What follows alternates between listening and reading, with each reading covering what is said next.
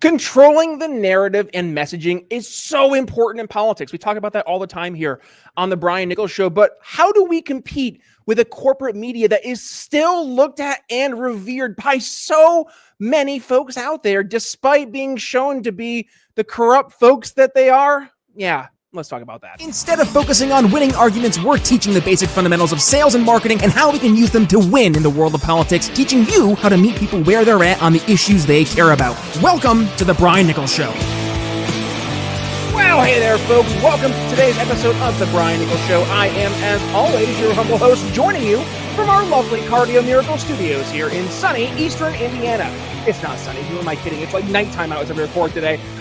The Brian Nichols Show, yes, is brought to you by the best heart health supplement in the world, Cardio Miracle. So, folks, if you are looking to improve your resting heart rate, improve your pump at the gym while also lowering your blood pressure, just like I did, stick around. We'll talk about that later in today's episode. Or if you're super curious, go ahead and scan that little QR code over my shoulder or simply head to cardiomiracle.com/TBNS. You'll know you're in the right spot when you see a little notice on your browser pop up saying you're shopping with Brian Nichols. And by the way, you will get 20% off there at checkout when you do your order. So one more time, cardiomiracle.com/TBNS. But yeah, let's talk about how we combat still the corporate press. And here's the elephant in the room is that for millions of folks out there, the corporate press is still the source of truth, right? If it doesn't come from the folks who are talking on the TV box, it's not real.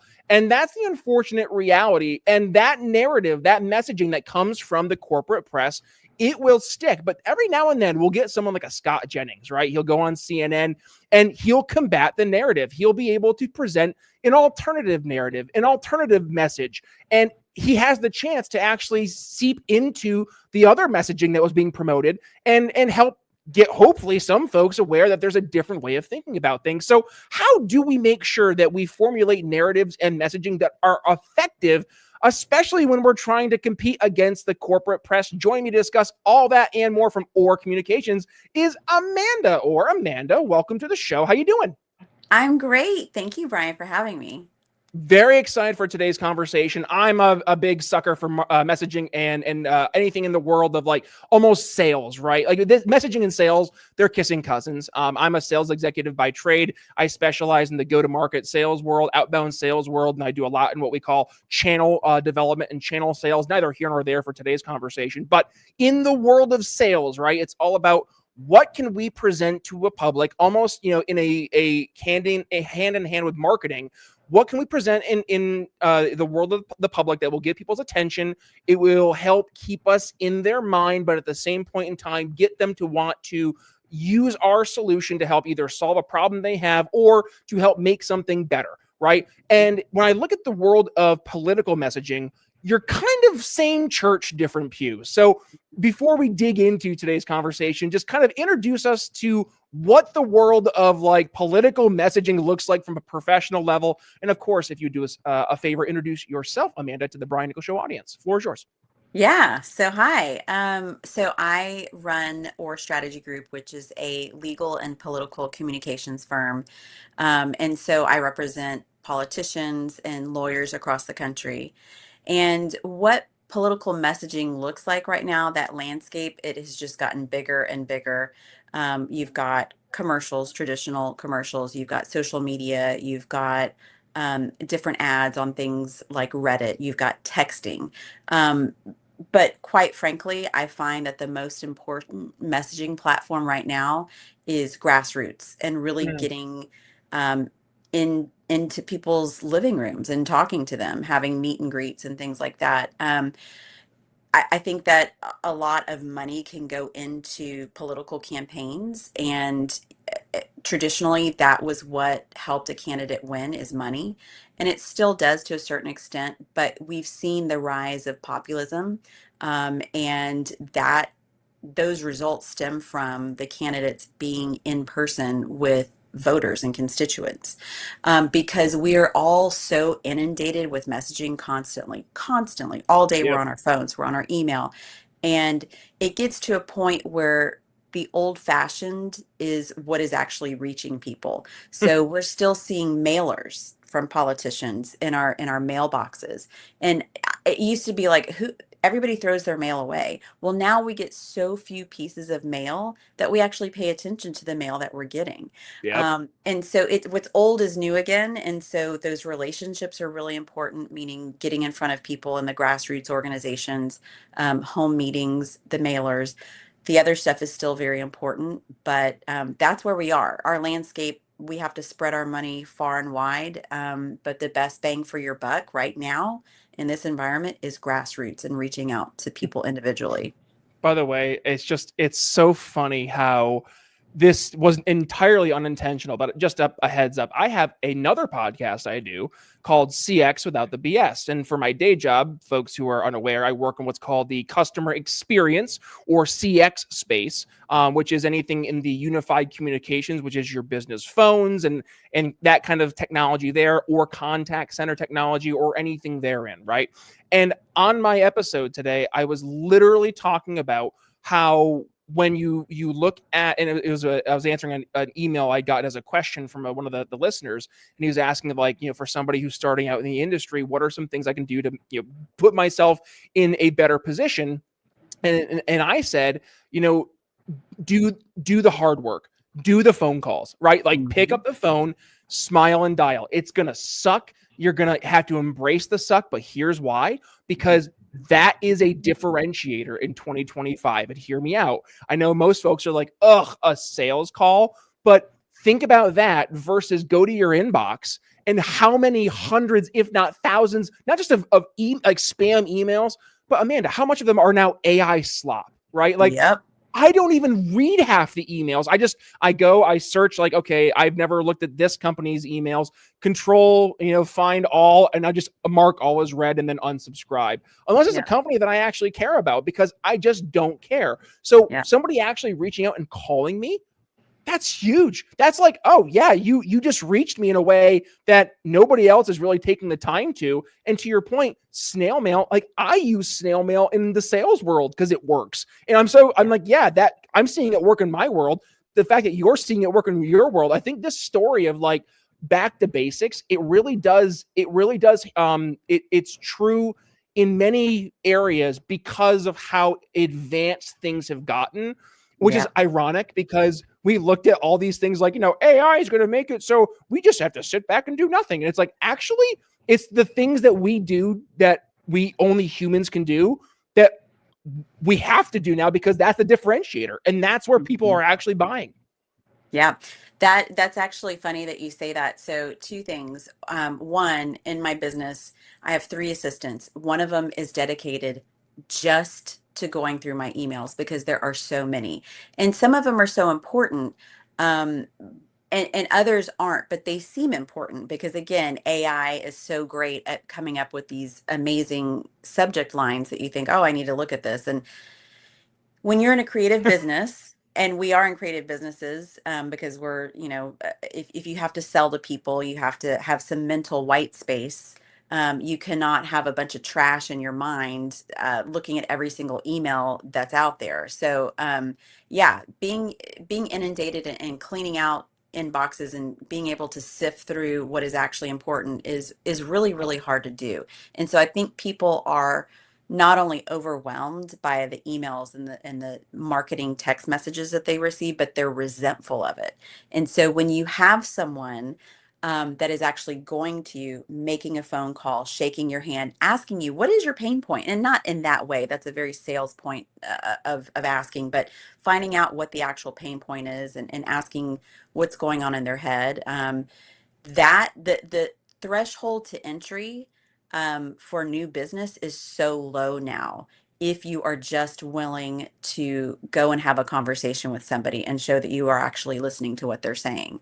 And then, uh, the other thing is, yeah, I mean, just the relationships that we have with media. So somebody like me is probably in one of the best positions I could be in at this point in history for my career. So being in public relations, um, yes, a lot of public relations, uh, tasks can be done by AI, but my business, we pride ourselves on using AI because we are on the cutting edge of everything when it comes to public relations. But there are some things that just are never going to be replaced Yep. by AI, and that is the human relationships. I And call that and I call that the warm and fuzzies, by the way. You can't replace yeah, the warm and fuzzies. no, you really can't. There's nobody that is more in love with ChatGPT than me. My God, it is it is so great. And Perplexity, I love it. I encourage all of my employees to use it. I'm very open to it. But there is nothing that goes out from my firm that is not touched by a human being and used, our brain. We have some of the best minds in the country. I have lawyers on staff that graduated, Harvard Law Review.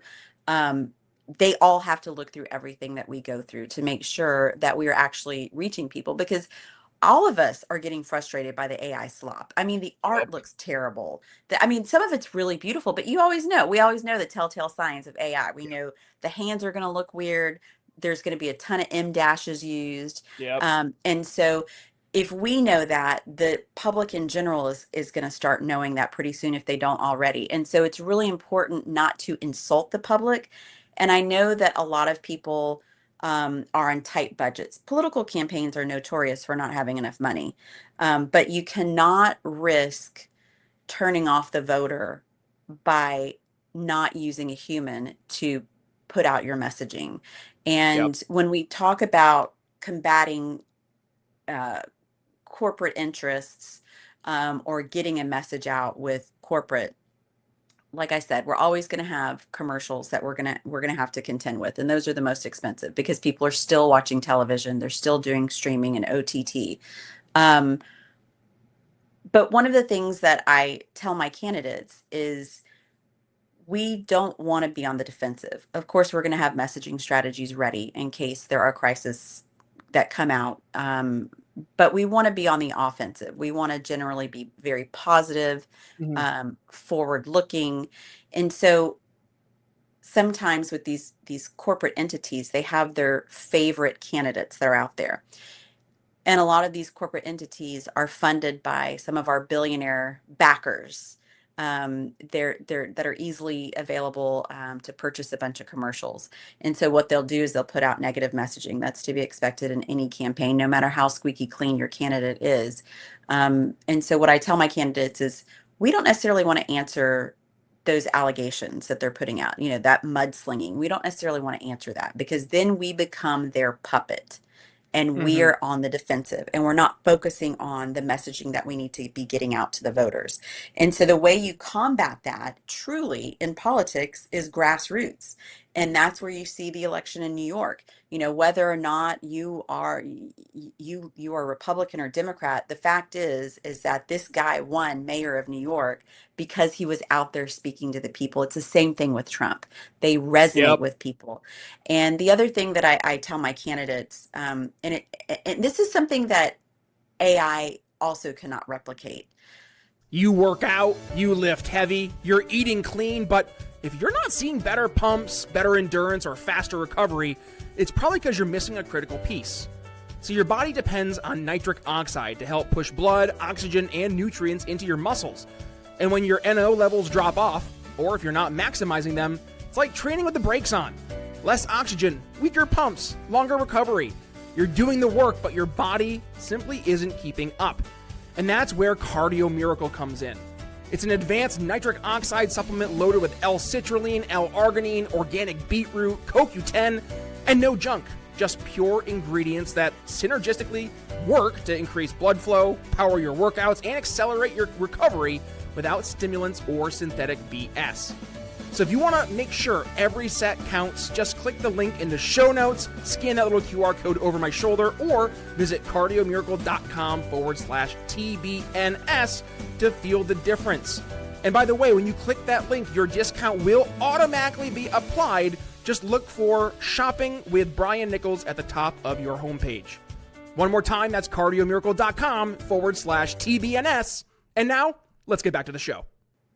Human experience is the only thing that can make this work.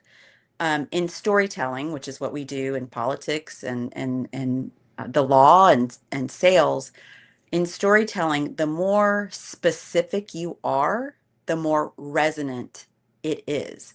So if I'm talking about, for instance, there's a certain generation of people that will all be able to relate to staying home from school sick, laying on their grandmother's couch with a cup of chicken noodle soup, watching Wheel of Fortune. That is Yep. so specific, but so many people can relate to that. That is how you Oh, my reach heart. people. Yeah, that's how you reach people. That is not something necessarily that ChatGPT can come up with. That's only Yep. something that you can come up with through lived experience. Now, what I will say is that ChatGPT and these large language models, obviously, they are trained on our stories that we put into them, that we put on the internet, on news stories. And so it is important to get in to traditional media as well. And so one of the things that my firm has done, and I have to brag a little bit, but Brag away.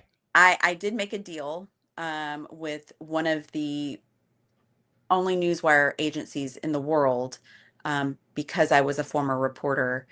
They wanted me to endorse them. And so I made a deal with them. Every single one of my press releases gets put on a certain website. And I'm not going to say what website it is because I need people to hire me. But it gets put on a certain website. And the reason that's important is within an hour of me putting that press release out, it shows up as number one result on Google News and every large language model out there. It has never failed. Wow. And so I'm actually crushing the SEO companies at a fraction of a cost. But so while the grassroots is the most important, we do have to acknowledge that digitally we do have to have a presence. And so one of the ways to do that is to make sure you're turning up in large language models at the top, you're turning up on Google, that you are on the cutting edge. And so fortunately for my clients, they are getting the results that they need. So we're in a difficult position. The public is in a difficult position if they want to advertise something or sell something, because you have to kind of be everything to everyone right now, meaning you have to Mm-hmm. be resonant, specific, grassroots, but you also have to beat the algorithms. Fortunately, my company, we figured out the secret sauce, and I feel pretty good about that. But yeah, with my politicians, for sure, right now we are focusing heavily on mailers, block walking, meet and greets, and then debates, because social media is great and we're always recording our debates and we're putting clips up, and those are really great to reach people. Again, my politicians know they need to be very, very specific to resonate with voters. Mm-hmm. Well, and it goes back to we had Cliff Maloney on the show back. He was formerly head of Young Americans for Liberty, and they had Operation Win at the Door. 88,000 door knocks, I think it was, in one Wow. respective congressional. I mean, it was insane, and Yeah. and they helped change. I think actually it was Pennsylvania, maybe, and they helped change the election results because they did what. And we talk about this in the show all the time, meeting people where they're at. Like, Yep. how much better can you meet someone where they're at than in person at their home on Mhm. issues that are so near and dear to them? And this is the part that I think gets missed. And this, you mentioned Zoran Mandani and you mentioned Donald Trump. Two things that they did really, really effectively were leveraging issues that were top of mind issues to their respective voting bases. So Zoran Mhm. Mandani, he was focusing a lot on affordability, and that became the buzzword of the election: affordability. And we get it, right? Like, things aren't affordable. So it's a very easy thing to actually lead in with that is going to resonate with a lot of your voting base. Back when Trump led the charge in 2015, 2016, it was build the wall, right? And Mhm. that was a narrative. The immigration issue was being vastly either ignored or it was being poo-pooed by the political elites or those powers that be. So Mhm. Trump meeting the voters where they were and specifically what they were asking for he was able to offer something that was, again, meeting them where they were at. And Mhm. when you're a candidate running for office, you don't necessarily have the mouthpiece or the megaphone that someone like a Zoran Mandani or Donald Trump has. So you need to go and you need to meet them face to face. I worked with a congressional candidate here in Indiana. For a congressional candidate in Indiana, also a mayoral candidate, also a congressional candidate up in New York. And we found time and again that whenever you are meeting face to face with voters, the more in-person events you can do, the more door knocks you can do. The data is so like night and day at the impact in terms of like the voter turnout, the enthusiasm online, the polling results, because your candidate's in front of folks. They're visible, they're Mhm. recognizable. And I call it political signage. When you drive down the road, you just see all those signs everywhere. I use it in the sales world, and people think I'm a goofball, but I'm like, this stuff exists because it works, right? Like Yeah. staying top of mind. But what better way to be top of mind than being that candidate who actually stopped by, knocked on the door, and said, "Hey, tell me what's going on. How can I help you?" And then actually like giving a damn. Like that's the other thing too, is actually Yeah. showing that you're empathetic and you're a real person. Like Mhm. what better way to show you're a real person than, I don't know, be a real person when you're actually there face to face.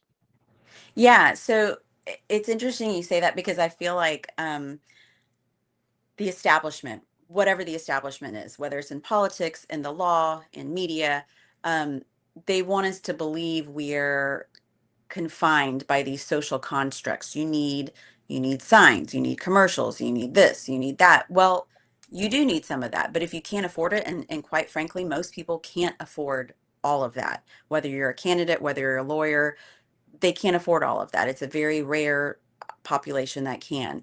Um, Going to somebody in person is what's so great. I have a girlfriend that wanted this job, a highly, highly sought after job. I mean, cush job, part time, got paid a massive six-figure salary. She really wanted it. Didn't have a college degree, but she was charming and beautiful, and she didn't have any money. And she decided she was going to package up a bottle of champagne, surround it with some pink roses, deliver it to the CEO of the company. And she was able to get a meeting just by doing that. When she went to deliver it to the assistant was like, "Oh my gosh, this is so beautiful. Let me just go get her really quick." Got the meeting, got the frickin' job. That is what I'm talking about when I say that the establishment wants us to believe that we are confined by social constructs. We're not. We're not. And not everybody's going to have the same dollar amount in their fundraising bank account or their personal bank account, but there are things we can always do.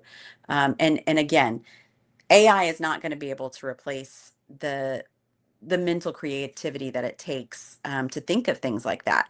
But we do need to learn how to rein in the things that take up our mental white space. And like it goes Mm, back to the stories that we were talking about with our emails. I mean, emails alone. How many decisions do we have to make a day? I mean, it's like tons of decisions, yeah. tons.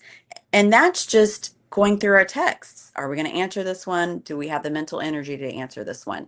So I think that, kind of on a holistic level for my attorneys and my politicians, I always encourage them to find ways to have mental white space. I do get worried about them when they're so busy, when they're in trial, when they're doing this, when they're doing that.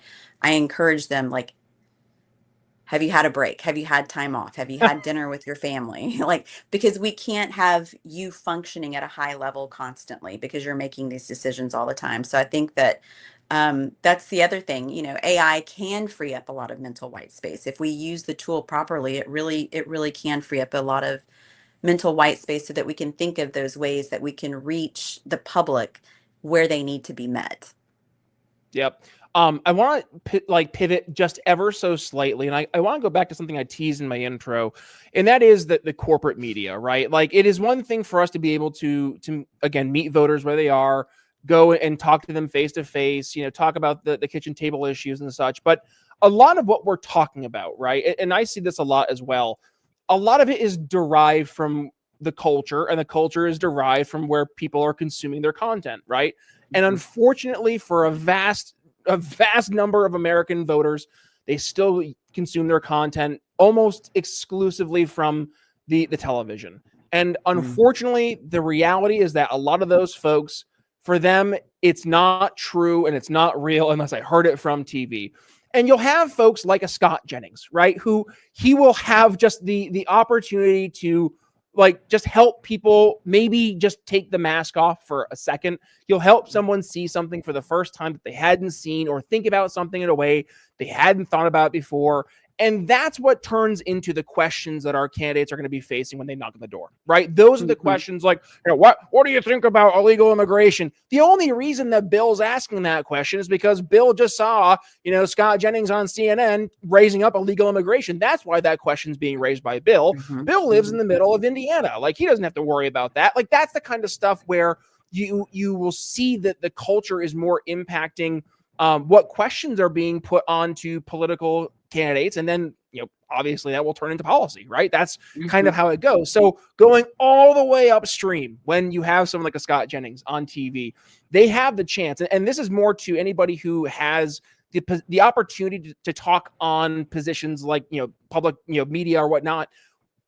When we're talking about forming narratives or positioning things in such a way that they're brain glue. We had a guy on the show named James Bond, not that James Bond, different James Bond, Jim Bond. He wrote a book called Brain Glue, and the idea was how to make ideas sticky. And I guess my question to you, Amanda, would be like, what are the best ways that you've found to have specific narratives positioned in ways that maybe, like, you look at the narrative in particular, you're like, ooh, this isn't that sexy. Like, how are we going to sell this, right? And then you're able to position it in such a way that it's like, ooh, this is a refreshing take. It will really resonate with a voter, or it will resonate with a certain demographic, and it will hit them in a certain way because X, Y, and Z. Like, what does that kind of look like?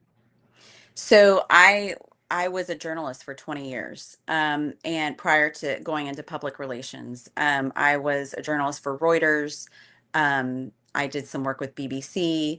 I was a field producer for Dateline. So I have this long history of being a journalist. And my very favorite editor was at Reuters. He was an amazing editor. And he always taught me to ask, before I start writing a story or pitching something to him, why does my 87-year-old grandmother in small town Idaho sitting on her recliner care about this story? Why is she going to care about this?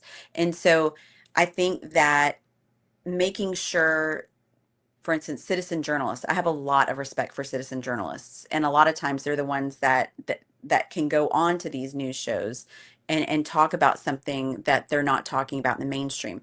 I think that somebody who's wanting to pitch the media, whether it's a politician or attorney, they need to ask themselves that question. Why does this random person in middle America who's elderly and is going to be watching the show, why are they going to care about this story? I think that you have to start there.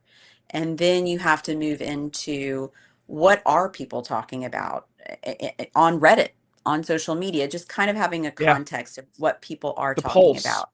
Yes, just getting a little bit of a pulse.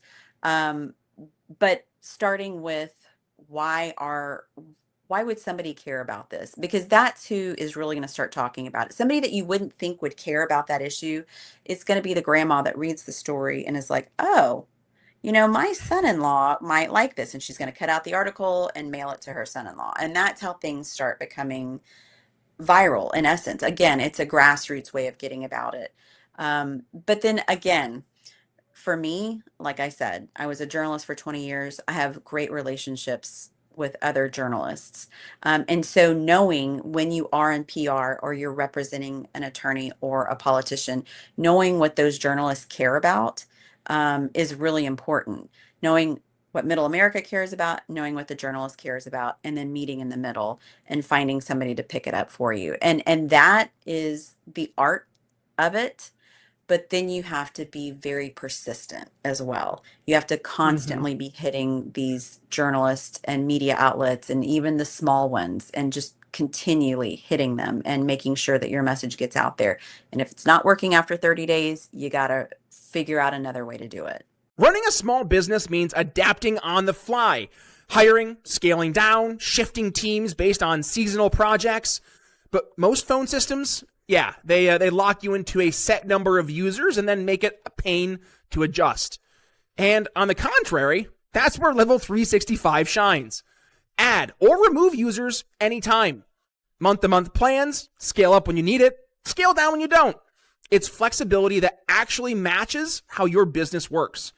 No headaches, no overpaying for empty seats. Just phones that move with you, and that is what makes Level 365 different.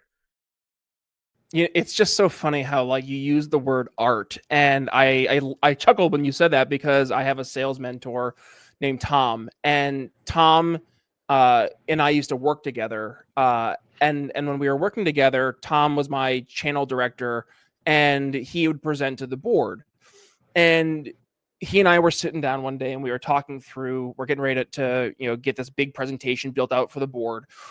And Tom's like, Brian, I'm having trouble trying to articulate, when we're going and doing our channel stuff and we're networking and we're working with people and we're building these relationships. Like, how do I articulate the difference between the art and the science of the channel? And I paused. Mm-hmm. I didn't respond. I said, right there. It's art and it's science, right? So on the art Mm-hmm. side, it's back to the warm and fuzzies. It's the thing that AI can't ever feel, and that is feel, right? Because it's not real. I mean, it's there, but it's not living, it's not breathing. It doesn't have that understanding of emotion. It knows we have emotion, but what does that actually mean, right? So that's that just it's something you really can't be tangible. It's not really there, but we feel it when we're building relationships. We feel it when we connect with somebody. Mm-hmm. And that is something where that's the art piece, right? That's Yep. the warm and fuzzy. But the science piece, to your point, that's the metrics. That's the, okay, we tried this approach for 3 weeks and it didn't work. Or I tried this sales script for a week and it just kept on, making me eat rocks. Like you can actually compare and contrast, A/B test, whatever you want to call it, different styles of approach, but it goes back to it's this yin and yang, right? It is Yep. as much paying attention to the art side it is paying attention to the science. Like if you're Mm-hmm. not looking at the science, you can't measure it. If you can't measure it, you can't manage it. So you need to at least have something quantifiable before you start trying to determine which direction to go. Because if you're just going on a whim, okay, like great job, sailor. I hope you're going the right direction. But I could keep going on. I love the way that we're dancing between the world of messaging and sales, and they are so similar in the Yeah. approach that we focus on. I would just love to hear, like, give me a great example of a win where like you had a candidate or someone that you were working with where they were getting kicked in the teeth, and you guys were able to just do a complete 180. You help them not only change the narrative, but maybe they ended up winning, or whatever the outcome that was a positive outcome. What did that look like? Yeah. So I've had many proud achievements in my career. Probably the one that I least expected, never expected it. I was sitting in Houston. There's a park called Memorial Park.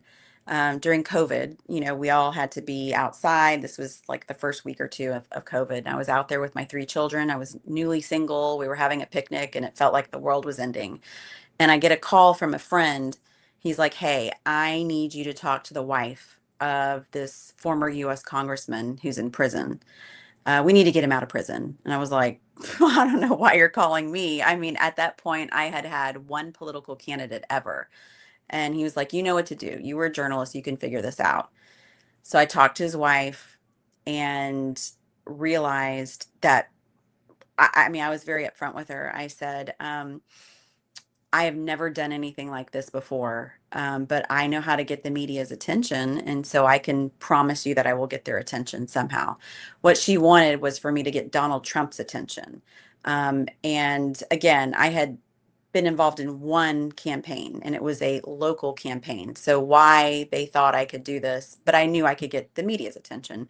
So what I did is I created a narrative. So this former US congressman was in federal prison, elderly man, obese, asthma, had some other health concerns.